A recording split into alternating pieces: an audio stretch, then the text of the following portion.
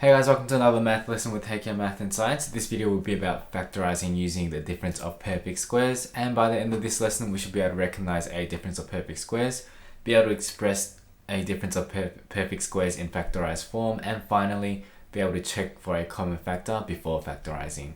Alright, so let's just pause the video here and take a couple of minutes to write these down. Alright, so we've learnt about the difference of perfect squares back in term 1, which is a while ago, so let's just recap on that a little bit. Difference of perfect squares, when you expand them, a plus b and a minus b, if you expand them, it will become a squared minus b squared. That is the general rule. We're going to use this rule to factorize. So factorize is pretty much the opposite of expanding. So when you factorize the difference of perfect squares, so that's a squared minus b squared, it's called the difference of perfect squares because it's the difference of these two squares there. And the rule is a squared minus b squared is a plus b, a minus b. So that's just the key thing you're going to have to remember for this. A squared minus b squared equals a plus b in brackets times a minus b in brackets. Really important you write that down and remember that. And just a couple examples here. The first thing you need to do is identify which one is the a and which one is the b. In this case that will be the a and that's the b here. And if you look on the left here, a, this one's already in that format. The a is already in that form, a squared, but 16 isn't quite there. It's not like b squared. So we're going to make that into this form. Square root of 16 is just 4, so x squared minus 4 squared is now in that format over here. So if it's not in the a squared minus b squared form, just try and make it into one of those if it's possible. And in this case that brings us to x squared minus 4 squared, and now using the rule a squared minus b squared equals a minus b, a plus b, or a plus b, a minus b, either way is fine.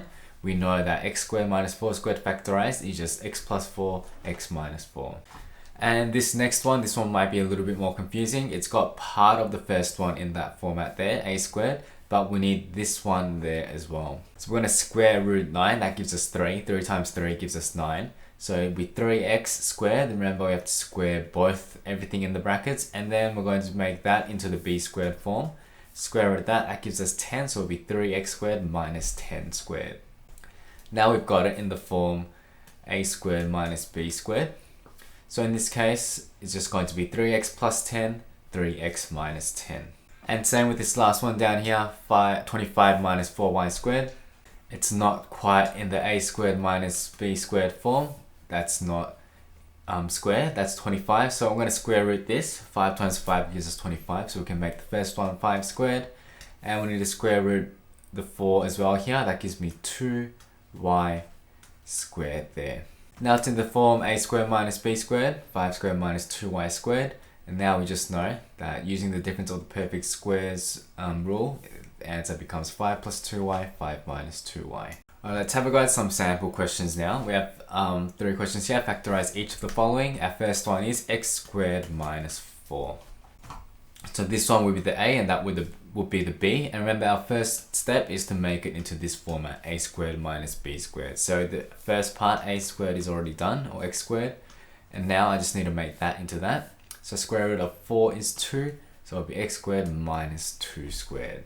Now it is in the difference of perfect squared format, so now using that rule, we know our final answer is just going to be x plus 2, x minus 2. Moving on to question B, we have 9a squared minus 25. We can square root, both the 9 and the 25. So that will give me 3a squared on the left minus 5 squared on the right.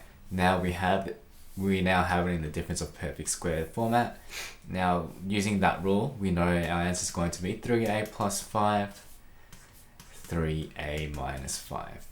And our last question, 81 x squared minus y squared. We can factorize the 81 here. 9 times 9 gives us 81. This is why it's really important to know your times tables. So on the left, we'll have 9x squared minus y squared. Looks like a G, I'll just fix that up. 9x squared minus y squared. And once again, using the difference of perfect squares rule, it's going to be 9x plus y, 9x minus y. That will be a final answer there. So as long as you can change the question into a difference of perfect squared format, you guys should be fine. So let's pause the video here, have a go at these ones by yourself, and just unpause it when you're ready to go through them with me. Our first one on the left, we have x squared minus 16. So I'm going to need to square root this one here. So x squared minus 4 squared, 4 times 4 gives us 16. So our answer is going to be x plus 4, x minus 4. Give yourself a tick if you got that correct. Next question, we have 4a squared minus 9. I'm going to square root the 4 here. That gives me 2a squared on the left minus 3 squared on the right. Now it's in the difference of perfect square format. So now it's pretty simple, just 2a plus 3, 2a minus 3. Give yourself a tick if you got that one correct as well. And last question, 25a squared minus b squared. We're going to need to square root that one now. That gives me 5a squared on the left and minus b squared on the right. So our final answer would just be 5a plus b, 5a minus b. Give yourself a tick if you got that one correct. And sometimes you'll get questions like this as well, 2x squared minus 18. You can't square root each of these. So our first step here will be to take out the common factors. So both the 2 and the 18 can be divided by a 2 here. So that will give us 2x squared minus 9. Now we can change that into a difference of perfect squared because we can square root the 9. That gives me 2x squared on the left minus 3 squared on the right. Now using the difference of perfect squared rule, it just gives us 2x plus 3, x minus 3. That's what it will look like factorized. Alright, now using this rule, let's have a go at some more sample questions. We have 2b squared minus 3 squared, 32 here, sorry. We're going to divide both the left and the right by 2. So that gives me, we're going to take the 2 out. b squared minus 32 divided by 2 is 16, so it'll be 2b squared minus 16. Now to put that in the DOPS format, so that's just difference of perfect squared, that gives me 2b squared minus 4 squared, because 4 times 4 is 16. Now we have 2b plus 4b minus 4 using that rule again. And how about if we get a question like this? This one looks pretty confusing, but in reality, you might think that's the a, but that's not quite it. This whole thing here in brackets is a. So that's our a squared and that's our b squared. So think about that as a and think about that as b. So we've already got the first one in a squared. So keep that one as it is, x plus 1 squared. And the b on the right, we're going to change that into the DOPS format. So that'll be 2 squared. Yeah, because 2 times 2 gives us 4. So remember, keep thinking about this whole thing here as one number. And using the rule here, our answer will just be x plus 1, keep that in brackets, plus 2, bracket that again, so that will be one part, minus x plus 1 minus 2. That will be your answer there.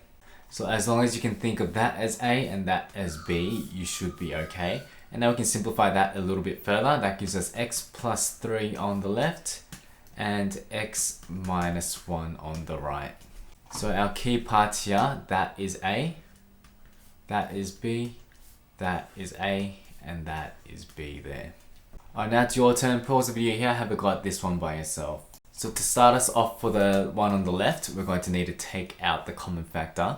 So we're going to take out the 3 because the 3 can be divided by 3 and the 27 can be divided by 3. So that'll give me 3 bracket a squared minus 9 there. Now I can convert that into the difference of perfect squares. That gives me 3a squared minus 3 squared there. And that gives me 3a plus 3, a minus 3. Then that's it. Give yourself a tick if you got that one correct.